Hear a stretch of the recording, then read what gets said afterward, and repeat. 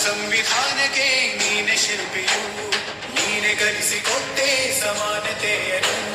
ನಿನ್ನ ಲೇಖನಿಯ ಬರಹ ದೇಶ ಖರ್ಚನೆ, ಒಂದು ಒಂದು ಮಾತು ಕೂಡ ಭೀಮ ಖರ್ಚನೆ.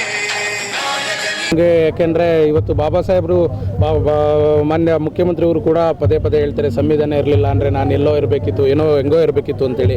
ಇವತ್ತು ಬಾಬಾ ಸಾಹೇಬರು 69ನೇ ಪರಿನಿಬ್ಬಣ, ಎಲ್ರಿಗೂ ನೋವಾಗ್ತೈತೆ. ಬಾಬಾ ಸಾಹೇಬರು ಇನ್ನೂ ನಮ್ಮೊಟ್ಟಿಗೆ ಇದ್ದು ಇನ್ನೂ ಒಂದಷ್ಟು ಜನ ಏನು ಶೋಷಿತರು ಇವತ್ತು ನಿರಂತರವಾಗಿ ಒಂದಷ್ಟು ಜನ ಒಂದಷ್ಟು ಬದಲಾವಣೆ ಕಂಡರೂ ಕೂಡ ಒಂದಷ್ಟು ಅಸಮಾಧಾನ ಕೂಡ ಇವತ್ತು ಇದೆ. ಇವತ್ತು ಕೂಡ ಇನ್ನೂ ನಿರಂತರವಾಗಿ ಶೋಷಣೆಯ ದಬ್ಬಾಳಿಕೆ ಇದೆ.